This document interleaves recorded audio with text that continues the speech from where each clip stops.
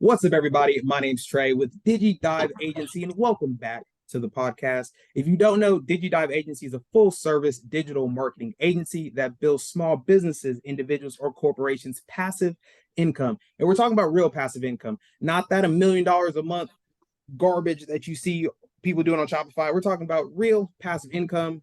Get the car you want, send your kids to college, retire your parents, the type of stuff that actually matters. In today's episode, we got a new guest. Dakota's coming on. He's going to be our credit and funding person. So we're kind of get into that here in a second. As you know, Percy's in charge of sales, Christian's in charge of our Amazon FBA store, and we have some big stuff coming when it comes to Amazon specifically. So we're going to start with you, Christian. So it's been a while since we've actually started a store from ground zero and built it up, just because there are a lot of changes with Amazon specifically when it comes to where exactly you send in your products, how do you pick products, how do you decide which products you need to buy in bulk upfront, 100 plus items in your order compared to sending in 5 and kind of testing it. So Christian's been running it from the ground, making sure he's ordering the products, sending them to his house, checking them before he sends it in. So how does that process kind of look? So if you're a brand new seller, if you had no Amazon experience, how are you kind of seeing the process go? How are you liking it? How much time is it taking you? Just kind of give us some insight on what's looking like. Yeah, no, in terms of time, it's not too overly labor intensive.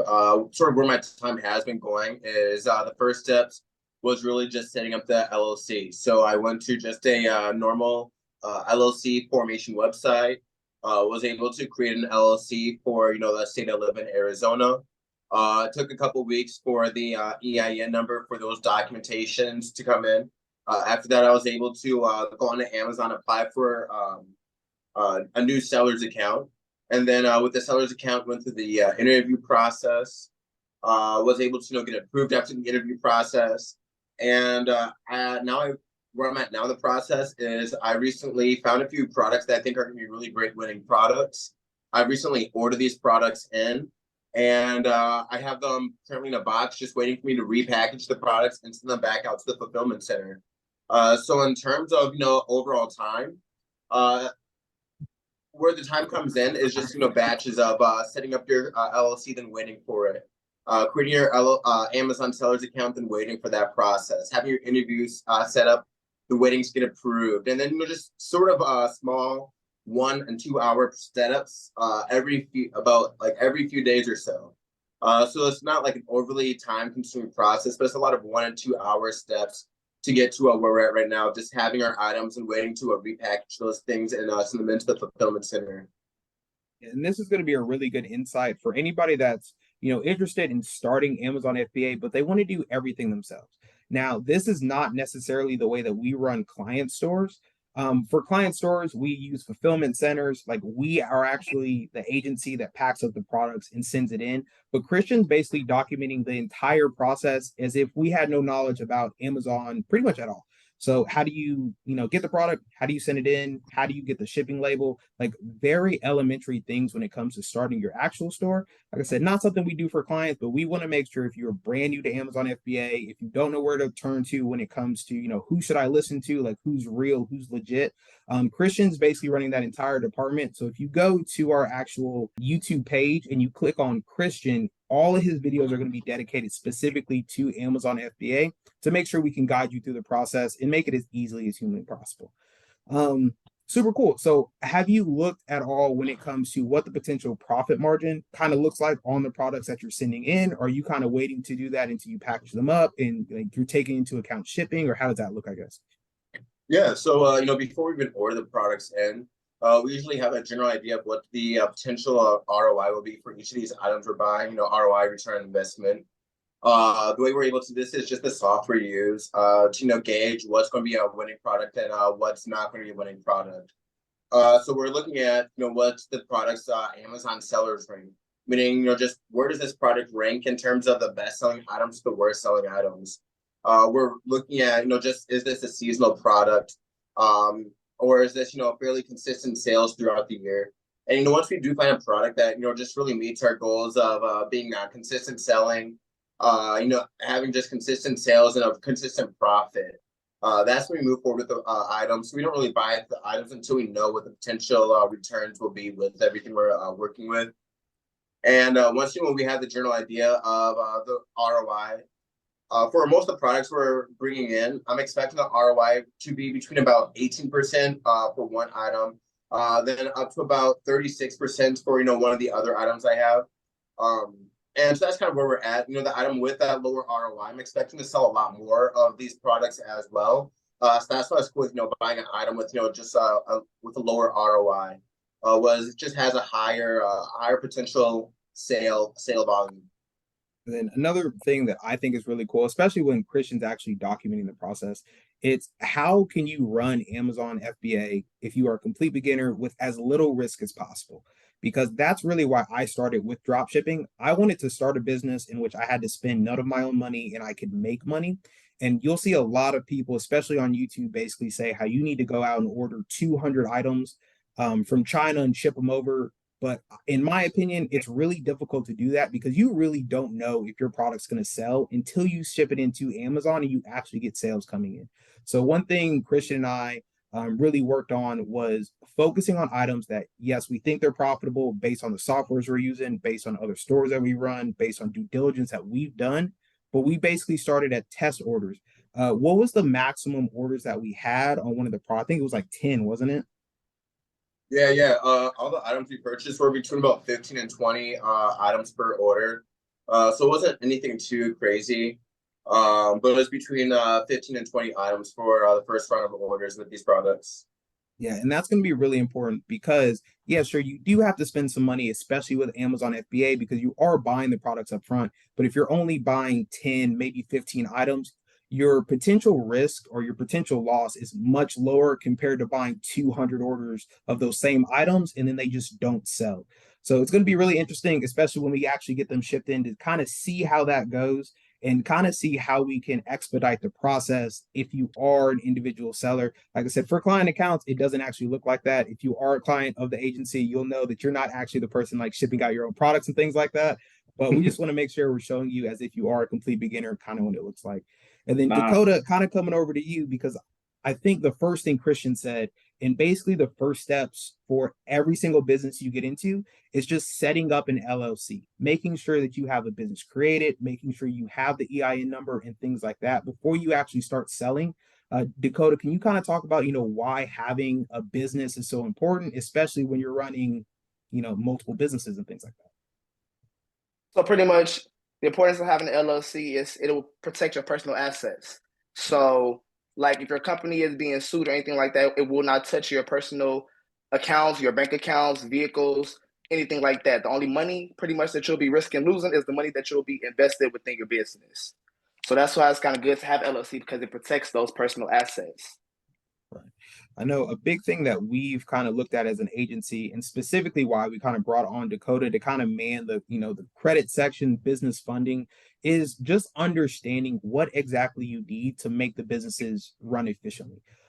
Back when I started, when I was running Shopify, I was running everything under personal credit. I knew about LLCs, but I didn't understand how easy it is to get business funding. I mean, I think, Percy, what was it? A couple months ago, we set up yours for your LLCs for your like Facebook stores and stuff? When getting my Plum card and stuff like that, or Yeah. Yeah, it was pretty quick. I mean, we got. And they basically gave you. I don't even know my limit, to be honest. So the cool American thing Express. is the Plum card has no limit on it. I think it's up to $50,000 a day. So the fact that you can basically start an LLC and then within a week or two, basically have a credit card that has no limit on it is absolutely insane, because I know a lot of people, especially that are coming into our agency, are like, yeah, I want to do this, but I don't necessarily have the capital to do so. And that's why it's really important to go ahead and set up those LLCs.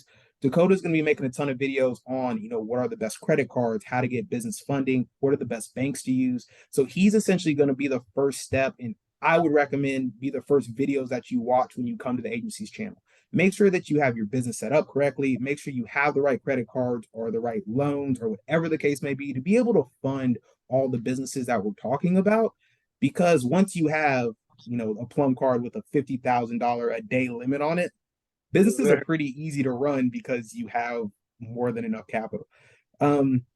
So Percy has been in our sales role. He's basically manning our sales department, but we're kind of switching him over, and him and I are basically working hand in hand when it comes to lead generation. I really think that lead generation is going to be extremely important come the next 6, 7 months because the economy looks absolutely atrocious. It seems to just be getting Yeah. worse and worse. But as we know, businesses always need leads. So, Percy, kind of how do you feel about lead generation? Tell me your feelings, especially because you're kind of transitioning from just doing sales to now kind of getting back in and actually doing the work on the actual lead gen itself. I mean, like you said, lead generation's 100% recession proof.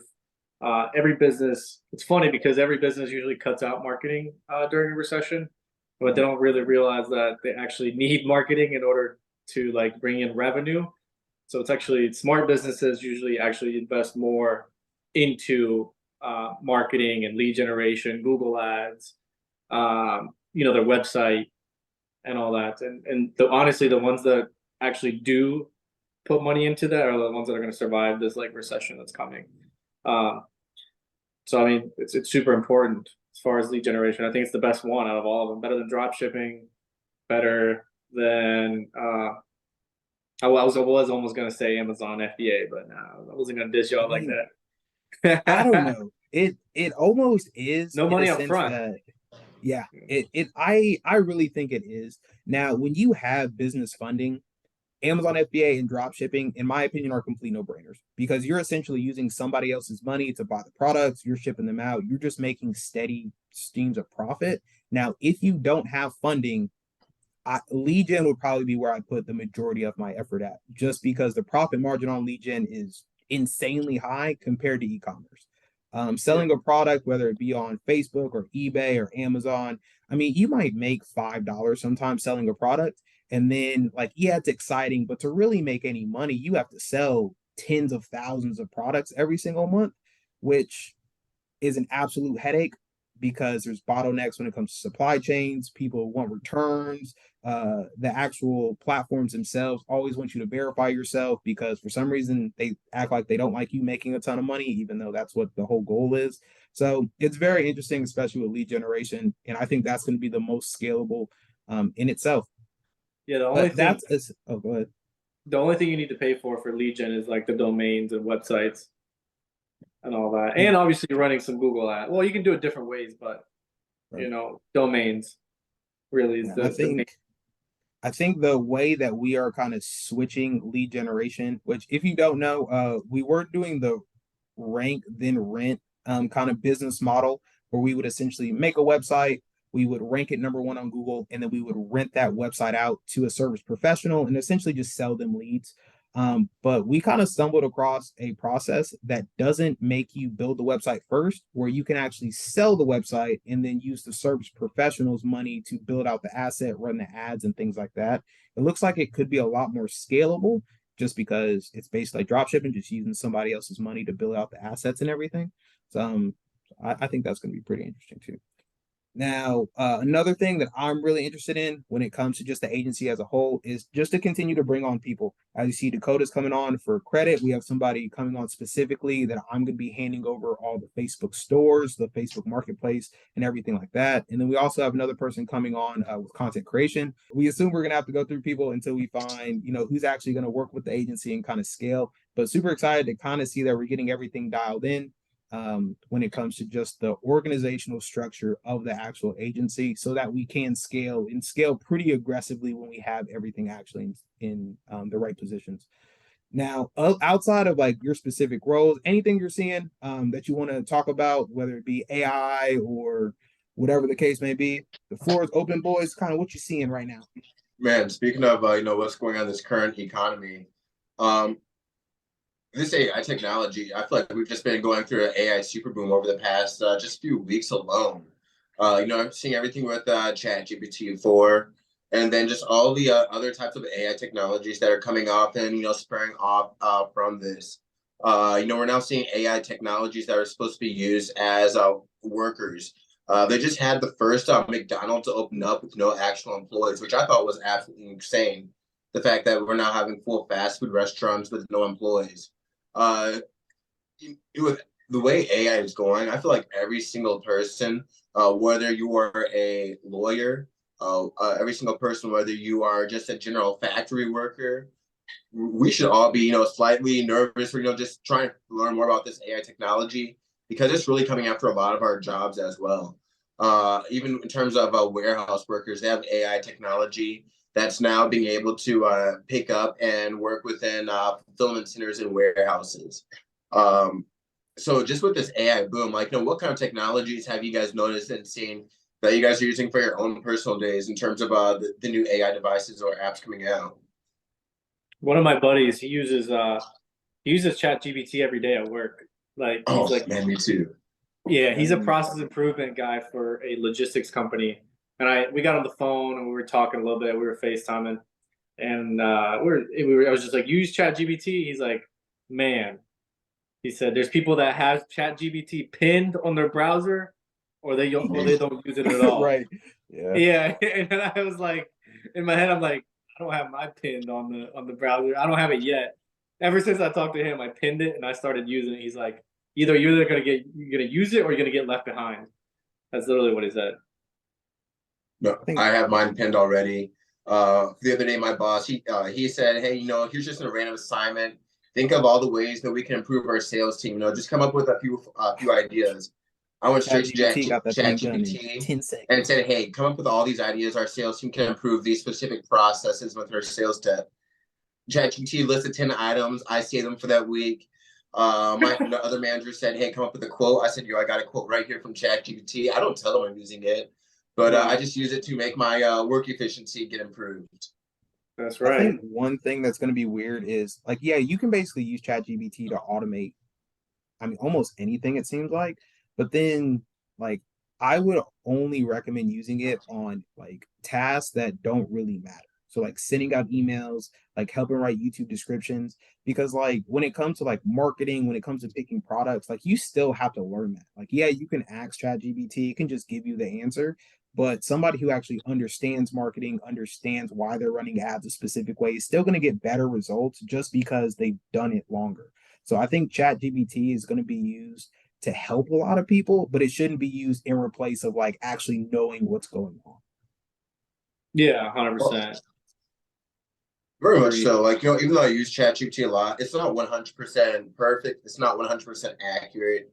You just have to definitely go through, be able to pinpoint what's not 100% super accurate from ChatGPT. But overall, for a lot of the tasks that I've used it for with my work, it's just done a really great job with making my normal day-to-day more efficient, or being able to come up with ideas more efficient than ideas I would have come up with originally. What do you think mean a lot of people should start using it too when it comes to like actually being at work? Because like it seems like a lot of companies don't even understand how ChatGPT works. So it's like, hey, can you write me, like you said, 10 bullet points of something we can improve on? Like if the normal everyday worker can integrate ChatGPT into their job, it's just going to free up so much of their time to be able to build side hustles, to do what they actually enjoy outside of work, because their work becomes that much easier. Yeah, so start using ChatGPT. You hear? If you ain't got no side hustles, start using it. We've been coming out with videos like how to use ChatGPT to write sales scripts and like find products for Facebook and stuff like that. So we'll definitely have a lot of videos coming out about ChatGPT. It seems like it updates every week because they're on ChatGPT like 4 now, and it seems like it updates every week. So yeah, we wrote a whole sales script on ChatGPT. Came out pretty clean. And it only took like 20 seconds. So yeah, it's definitely nice. Copy paste, bro. Copy paste it. I just used it to rewrite my resume as well. I was able to pinpoint the type of jobs I was looking for, put what my current resume and what currently is now, and it rewrote my resume to fit more of the job type I was looking for. So like you can use it for just so many different tasks. Wait, so you submitted your resume to ChatGPT? And then I had to rewrite my resume for the new types of positions I would want to like ever apply for or look at. Yeah. Like you can take a picture. You can take a picture of the actual resume and upload the picture to ChatGPT and say rewrite this, and then it will completely redo it given like criteria and stuff. Yeah. Exactly. That's exactly what I did. So you can copy paste a job description and be like, hey, I want my resume to fit this job description, and then you just give it to ChatGPT and it'll do it. Yes. So my girl, she's wanting to become a social media marketing manager. So I was able to like find a social media marketing manager position, the exact description online from LinkedIn, put that in a ChatGPT, took her resume, put that in a ChatGPT, and told it to, you know, format her resume towards this job description. And it did a really great job of like taking her previous job descriptions and talking about how they're relevant towards the social media task that job that she was actually looking for. So I was really amazed. I was able to rewrite her resume for that that alone. How long and did then it take? wrote a cover letter on top of that. No. Yeah. And a cover letter. How long did it take you to do that? So I couldn't get the formatting when I was like, you know, taking the wording it gave and re-putting in. So the longest part was really just redoing the formatting from the ChatGPT screen onto a Word document. Right. Into getting the paraphrasing and everything. Yeah. Have you seen that a big thing now is people lying on their resume? So who doesn't?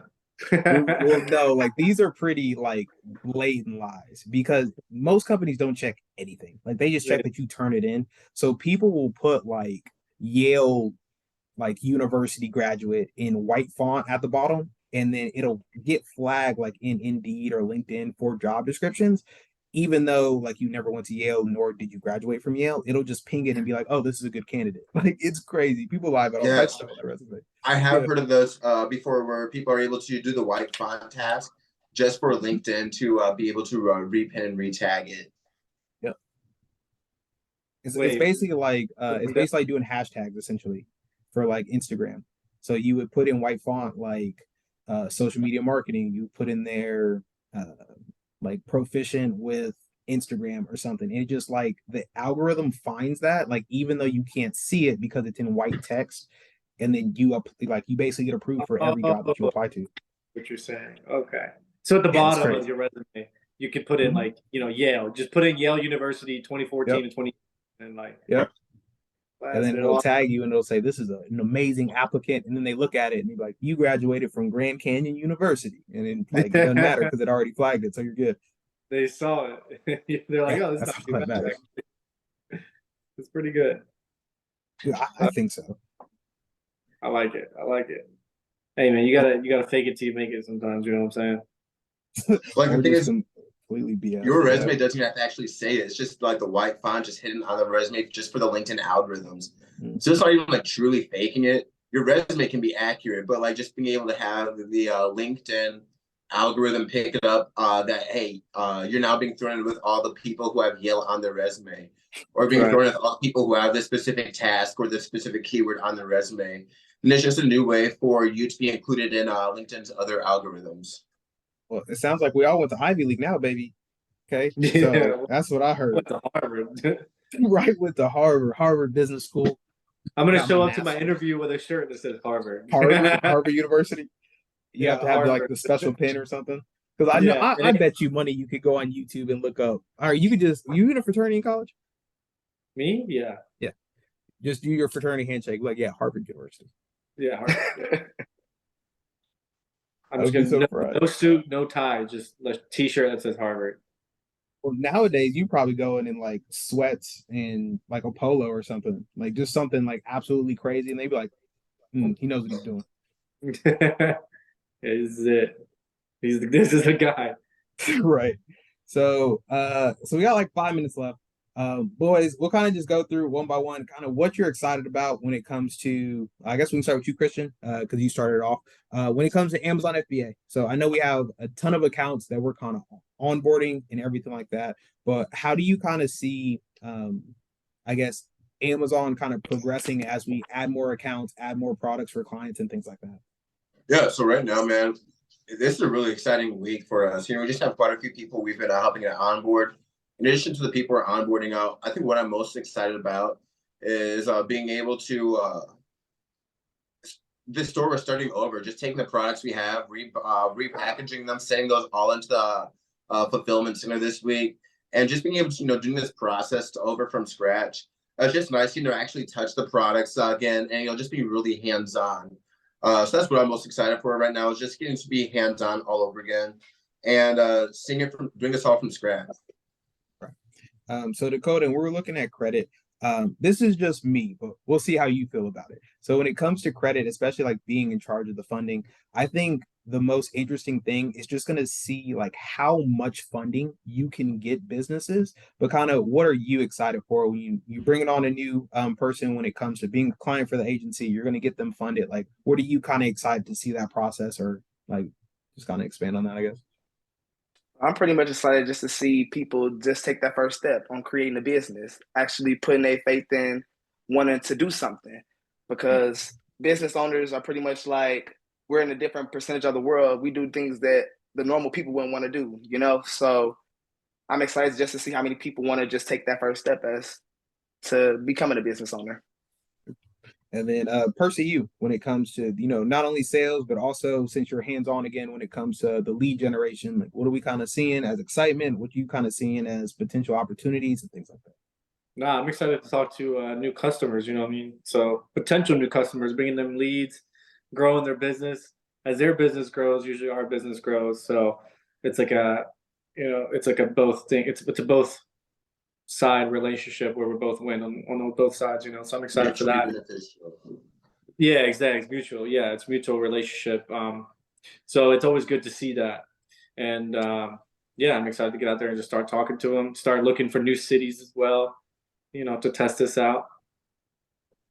And then I would say just like in overall looking at the agency, super excited to bring more clients on. Whether they be individuals who've never started businesses, who have no funding at all, they can go to Dakota and kind of get that figured out. Or whether they be small businesses, so maybe they own a lawn care company and they want to get started with e-commerce, or maybe they are large corporations who are just looking to kind of diversify their portfolio, make some more profit in some different areas. Just excited to see how the agency continues to grow. I know if you are new to not only an agency, but you're new to Amazon FBA or maybe doing lead generation or credit repair, you have to set realistic expectations for your specific side hustle. So I wouldn't just start Amazon FBA and be like, my goal is to make $1 million a month your first month, because it's most likely not going to happen. You have to understand the vehicle that you're in and kind of how it works. And because we have so many moving parts, we're going to have a client in a bunch of different fields, whether it be Amazon or Facebook drop shipping or credit repair. One of the goals that we kind of had was 50,000 a month for the actual agency here in the next couple of months. And then kind of what I explained to everybody is sure everybody's specific role is going to be a little different. So Dakota, when it comes to funding, that might not necessarily be a huge profit driving portion of the agency, but it might be the most important, because without clients actually having funding and having the credit, we really can't run their businesses the way that we should and run it properly. So just excited to see the company kind of grow, and then getting every single person in the agency to $50,000 a month in profit, which sound like astronomical numbers. But it's something I look at every day as I write it out, and I understand, well, if we make $1,000 per Amazon store, we just need to scale that, 50 times essentially. So it's going to be really interesting just to see how we continue to grow. Hopefully, going to have more people on the podcast and have them on more regularly just to go over things that we want you to know. So any last words, boys? Anything else you want to say to the camera before we get up out of here on this beautiful Sunday? Let's get after it this week. All right, it's been real, and I'll catch you guys all next week. See you on the next one. So appreciate y'all stopping by. As I said, this is Digi Dive Agency's podcast. Basically, we just go over what the back end of an agency actually looks like. The good, the bad, the ugly, failures, successes, all the good jazz. Because if you're looking to start a side hustle, make some money online, ton of different areas in which you can do it. These are the ones that we've tested. We know they work, and now we're doing it for clients. So super happy that you tuned into the podcast, and we will see you next Sunday. Peace. Peace.